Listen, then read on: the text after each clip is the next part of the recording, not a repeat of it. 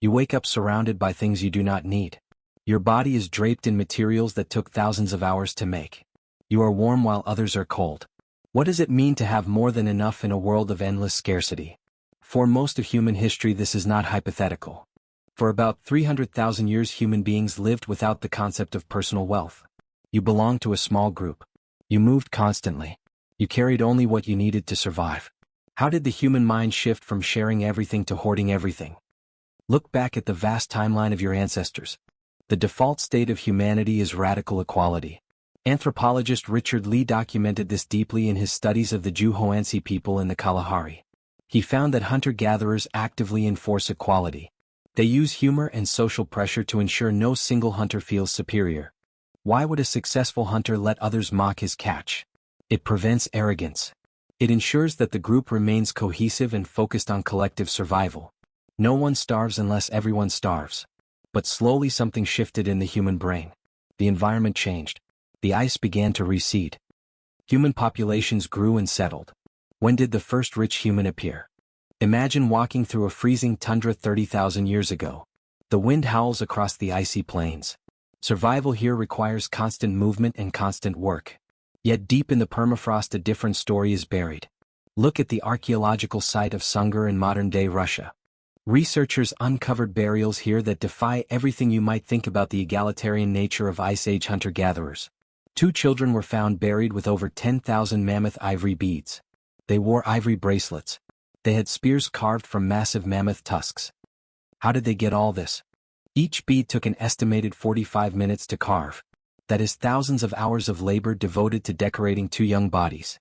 These children did not hunt the mammoths. They did not carve the beads themselves. They inherited this massive surplus of labor and status. This is the birth of inequality. Wealth in the ancient world was not about coins or land. It was about controlling the time and energy of other humans. Why would a nomadic tribe spend so much time enriching a single individual? Perhaps it was a desperate plea to the gods. Perhaps it was a display of sheer dominance. When you control resources, you control people. You control the narrative of who matters and who does not. To understand this, you have to look at the mechanics of ancient power. Power requires a surplus. You cannot be rich if everyone is barely surviving on daily foraging. Someone has to gather more food than they can eat. Then they have to store it. Then they have to defend it. Fast forward to a completely different landscape. You are standing on a dusty hill in southern Turkey about 12,000 years ago. The air is thick with the smell of roasting meat and human sweat. You are looking at Göbekli Tepe. German archaeologist Klaus Schmidt dedicated his life to uncovering this massive complex of carved stone pillars. These pillars weigh up to 20 tons each. They were carved with images of fierce predators and dangerous animals. But this is not a city. It is a monument. Building Göbekli Tepe required hundreds of people working together for decades. They had to be fed. They had to be organized. Someone had to command this labor force.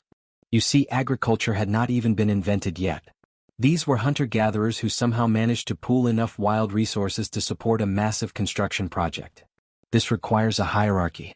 It requires someone at the top hoarding the surplus and directing the work. Archaeologist Brian Hayden proposed the feast theory to explain this.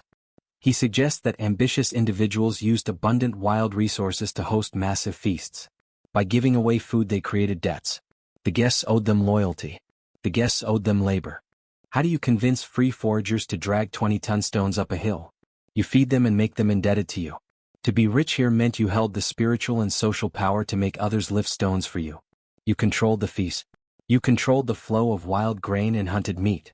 You were the bridge between the terrifying natural world and the safety of the tribe. The psychological toll of this new hierarchy was immense. For the first time, humans were looking up at other humans.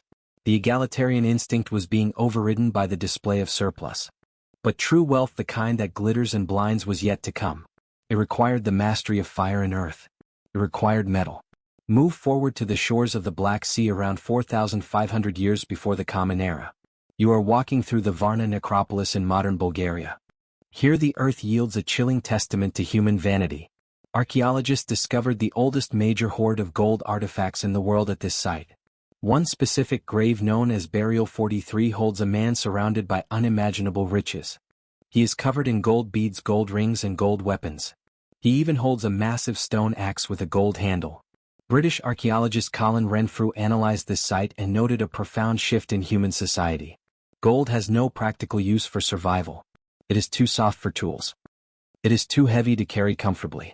Its only purpose is to shine. Its only purpose is to prove that you can afford to waste effort on something beautiful but useless. When you look at the man in Burial 43, you are looking at a king. You are looking at a human who convinced thousands of others that his life was fundamentally more valuable than theirs. Look closely at the bones of this man. They tell a story of physical privilege. While the surrounding commoners show signs of severe osteoarthritis from grinding grain and carrying heavy loads, this man does not. His bones are relatively smooth. His diet was rich in meat and marine proteins. How does a society justify feeding one man prime meat while others break their backs for porridge? They invent religion. They invent divine right. They create a system of symbols to make the inequality seem natural. The gold is not just shiny metal. It is crystallized sunlight. It is proof that this man is favored by the cosmos. So let us recreate a day in your life as this ancient elite. You wake up on a raised platform elevated above the damp earth. Your servants bring you water in perfectly fired clay vessels. You do not lift a finger to gather food. You wear garments dyed with rare pigments that took weeks to process. Heavy gold ornaments weigh down your arms and neck. The metal is cold against your skin, a constant physical reminder of your absolute power. When you walk outside, the common people lower their eyes. They are gaunt from seasonal famine. You are well fed, your bones thick and free from the stress fractures of hard labor. You hold the gold-handled axe not to chop wood but to threaten and command. You own their time, their labor, and their loyalty. You spend your morning receiving tribute. Farmers bring you the best cuts of meat. Artisans bring you copper tools and woven textiles. You store these items in a central granary or a guarded structure. This storage is the source of your power. Whoever controls the surplus controls the people. But your life is not a peaceful one. You are constantly managing relationships. You are constantly reinforcing your status. You must host feasts to maintain the loyalty of your key supporters. You must perform complex rituals to ensure the harvest does not fail. If the rain does not come, the people will look at you. They will ask why the gods are angry. They will ask why they are giving you their grain if you cannot guarantee their survival. You are a prisoner of your own abundance. You cannot trust anyone. Your entire existence is a fragile performance of dominance that could collapse the moment a drought ruins the harvest or an angry mob realizes they outnumber your guards. Agriculture and settlement were supposed to free humanity from starvation. Instead, they created a trap. Anthropologist James Sussman points out that the shift to farming fundamentally changed our relationship with time and work. Hunter-gatherers worked perhaps 15 hours a week to survive. Early farmers worked from dawn until dusk. They allowed resources to be stockpiled, which allowed a few individuals to claim ownership over the earth itself. The burden of maintaining this illusion of superiority is crushing. Let us look at another example of extreme ancient wealth. Travel across the ocean to North America to the Mississippi River Valley around 1050 of the Common Era. You are standing in Cahokia. Archaeologist Timothy Pocketat has extensively studied this massive ancient city. It was the largest settlement north of Mexico before European contact. In the center of this city stands Monk's Mound, a massive earthen pyramid built entirely by hand. Millions of baskets of dirt were carried to create this monument. Who lived on top? You did. You are the paramount chief. You live in a massive wooden structure elevated above the tens of thousands of commoners below. You are considered a brother to the sun. When you speak, your words are law. But your wealth requires violence. In a nearby burial mound known as Mound 72, archaeologists found a horrifying display of ancient elite power. A high-status individual was buried there on a bed of 20,000 marine shell beads. Surrounding him were the bodies of hundreds of sacrificed individuals. Some were young women. Some were men with their hands and heads removed. What drives a human being to demand human sacrifice? It is the ultimate display of wealth. You are not just hoarding food or gold. You are hoarding human life. You are showing that you have so much power you can afford to throw away the most valuable resource of all. Your daily life in Cahokia is rigidly controlled. You participate in endless ceremonies. You watch the stars and the sun to predict the changing seasons. You mediate disputes among the lesser chiefs. You are heavily guarded. You sleep in a fortified compound because assassination is a constant threat. Your wealth isolates you. It cuts you off from the basic human experience of community and mutual support. Think about the physical reality of your body as an ancient elite. You are protected from the elements, but you are vulnerable to disease. Early cities were unsanitary. Concentrating thousands of people and animals in one place created perfect conditions for pathogens. While the hunter-gatherers moved away from their waste, you live in it. Even with your high status, you suffer from parasites.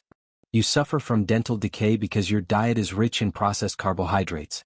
The wealthy elites of ancient Egypt, for example, suffered terribly from dental abscesses and heart disease. Their mummies reveal clogged arteries from a diet too rich in fat and sugar. Your wealth literally rots your teeth and stops your heart. The inequality you establish shapes the very genetics of the population. Studies of ancient DNA show that when agriculture and hierarchy took hold, the reproductive success of a few powerful men skyrocketed. A massive percentage of modern humans are descended from a tiny handful of elite ancient males. You are monopolizing not just food and gold but the future itself. But let us dive deeper into the psychology of this existence. What does it feel like to look down at a starving person and refuse them food? You have to dehumanize them. You have to convince yourself that they deserve their poverty. You have to believe that the gods made them inferior. This is the birth of ideology. You employ priests and storytellers to weave narratives of your divine origin. You build walls not just of stone but of belief. The people outside the wall are profane. You inside the wall are sacred. This separation requires constant vigilance. You must punish any challenge to your authority with brutal violence. The public executions, the displays of severed heads, the sacrificial rituals, these are all tools of terror. They are the marketing campaign for your wealth. They broadcast a simple message: obey or die. Yet underneath all the gold and the power, the ancient human brain remains the same. You still feel fear. You still feel anxiety. You are still an ape on a rock spinning through space. All the mammoth ivory in Sungar, all the massive stones in Göbekli Tepe, all the gold in Varna cannot protect you from death. When you die, your followers will build a massive tomb. They will bury you with your useless shiny rocks. They will kill your servants to accompany you into the dark. They will seal the door and eventually forget your name. Thousands of years later, archaeologists will dig up your bones. They will measure your skull and analyze your teeth. They will put your gold in a glass case under artificial lights. Visitors will walk past and stare at the artifacts of your vanity. They will marvel at the craftsmanship. But they will not envy your life. Look at your life today. You are surrounded by more material wealth than the man in Burial 43 could ever comprehend. You have climate control, endless food, and instant communication. You can summon a feast from across the world with a small piece of glass in your hand. Yet the psychological weight of inequality remains the same. You still measure your worth by the things you do not strictly need. You still use status symbols to signal your place in the hierarchy. You still buy clothes that are too expensive and cars that are too fast just to prove that you can. The ancient instinct to hoard and display is still running your modern brain. We live in a world built on the foundations of Cahokia and Varna. We live in a world where a few individuals control vast fortunes while millions struggle to survive. We have normalized the very extreme inequality that would have horrified our hunter-gatherer ancestors.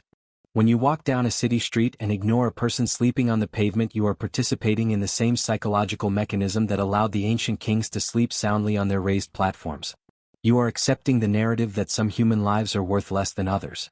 You have inherited the wealth of thousands of generations of human innovation. You have also inherited the trauma of their hierarchies. The same brain that carved the mammoth ivory beads is now scrolling through endless feeds of digital status symbols. The same desire for recognition, the same fear of scarcity, the same desperate need to be seen as valuable, it is all still there. To have more than enough in a world of endless scarcity means you wake up surrounded by things you do not need.